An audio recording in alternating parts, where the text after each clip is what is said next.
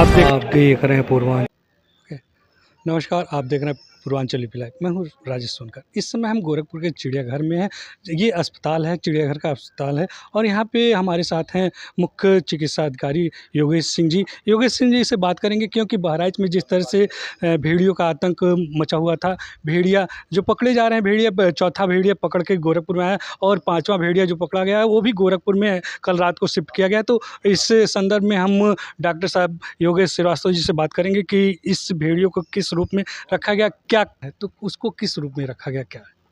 चिड़ियाघर में इसके पहले एक भेड़िया आ चुका था। ये कल जो आया है वो दूसरा भेड़िया था। पाँचवा ऐसे कहें कि ये चौथा ऐसा भेड़िया था जो यहाँ आया है और टोटल 4 पकड़े गए, में से चौथा ये है। 2 लखनऊ चिड़ियाघर में गए, 2 यहाँ आए हैं।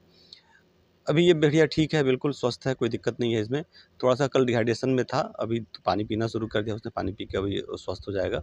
खाना भी उसको दे दिया गया था कल, अभी 24 घंटा बीतने के बाद से हम लोग खाना चेक कर लेंगे कि खाना कितना खाया उसने। रेस्क्यू करके आया है तो निश्चित रूप से थोड़ा-सा स्ट्रेस में होगा। अभी स्ट्रेस में है थोड़ा-सा और उसको क्वारंटाइन करके रखा हुआ है। जैसा देखा जा रहा था कि भेड़िए के जबड़े में पूरा खून से लथपथ था, क्या? जो ब्लड उसके मुँह पे कल एक वीडियो मैंने भी देखा था, वो देखा तो ऐसा नहीं था कि कहीं किसी शिकार से उसके मुँह पे आया हुआ, ऐसा नहीं था।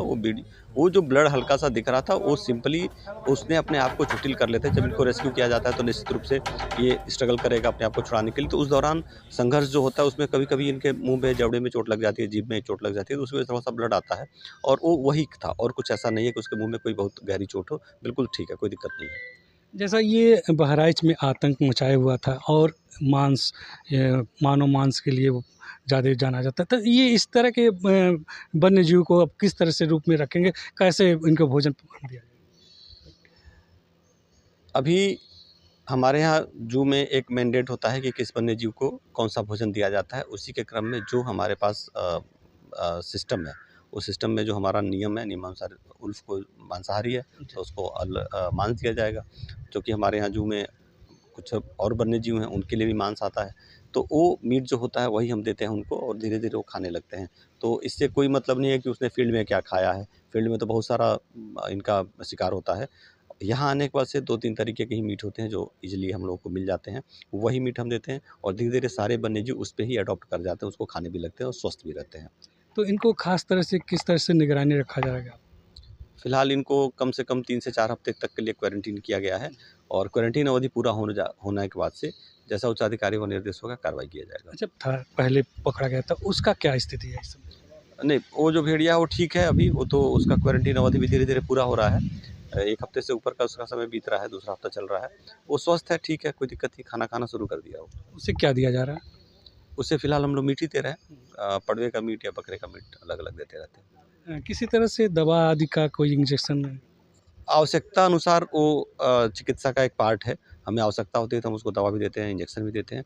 तो जैसी आवश्यकता है उसके आवश्यकता अनुसार उसको हम करते रहते हैं, देते रहते हैं। अच्छा, सबसे बड़ी बात ये हम पूछना चाहेंगे कि इस तरह के जो वन्यजीव हैं, आदमखोर क्यों हो जाते हैं? अगर ऐसे आप कहिए तो वन्यजीव हमेशा अपने भोजन से ज़्यादा किसी चीज़ का मतलब तो नहीं रखता होगा। हो सकता है कि उसकी जो परिस्थितियाँ रही हों ऐसी रहीं कि उसको अपना भोजन ना मिल रहा हो, इसलिए उसने इंसानों के ऊपर हमले किए हों। लेकिन ऐसा सोच लेना कि आदमखोर है और वो इंसानों को ही खाना चाहता है, ऐसा मेरे हिसाब से ये बहुत उचित नहीं होगा ऐसा शब्द बोलना। क्योंकि कुछ न कुछ उसकी परिस्थितियाँ ऐसी रही होंगी जिसकी वजह से उसको मानव के ऊपर हमला करना पड़ा होगा। कुछ लोग कहते थे कि ये बदला लेने का जो भेड़िया है, बदला ले रहा है, उसके छोटे-छोटे बच्चे को मार दिया गया था, क्या? इस बारे में आप मुझसे ना ही कुछ पूछें क्योंकि ये बहुत ही बृहद विषय हो जाता है, उसकी साइकोलॉजी को पढ़ना और उसके टेंडेंसी को पढ़ना। क्योंकि ये छोटी-सी मतलब ऐसा बोल देने पे हम नहीं कह सकते कि यही एक कारण हो सकता है। एक कारण हो सकता है, इसके अतिरिक्त भी बहुत सारे कारण हैं। तो आप ये डिसाइड नहीं कर सकते कि कौन-सा कारण है, इतनी जल्दी कि जब तक हम उसके ऊपर पूरा अध्ययन ना कर लें, पूरी एक टीम उसके ऊपर लग के उसके सारी चीज़ों के बारे में समझ ना ले, तब तक यह कहना क्या कारण रहा, उचित नहीं होगा मेरे अच्छा, हिसाब पहला भेड़िया आपने 1 हफ्ता हो गया, उसको सजेशन में लिया, देखा, जाँच परख किया, तो क्या लगा? से। वो ठीक है, कोई ऐसी दिक्कत तो नहीं लगती हम लोग को। सामान्य वन्यजीव, हम तो सारे वन्यजीवों को एक जैसे मानते हैं और सारे वन्यजीव बहुत ही प्यारे होते हैं। लेकिन खूंखार भी तो हो जाते हैं। उसका नेचर है, वो उसकी प्रकृति है और वो अगर अपनी प्रकृति में जी रहा है तो कभी-कभी उसके अंदर उग्रता आ सकती है, इंसानों में भी उग्रता आती है। तो ऐसा आप नहीं कर सकते कि किसी इंसान के अंदर उग्रता आती है, वो खूंखार हो गया। वो उसका प्रकृति है, अगर अपने प्रकृति से हटकर बिहेव कर रहा था, यही कारण है कि उसको यहाँ लाके रखा गया है। तो निश्चित रूप से कुछ परिवर्तन हुआ होगा, तो बस ठीक है।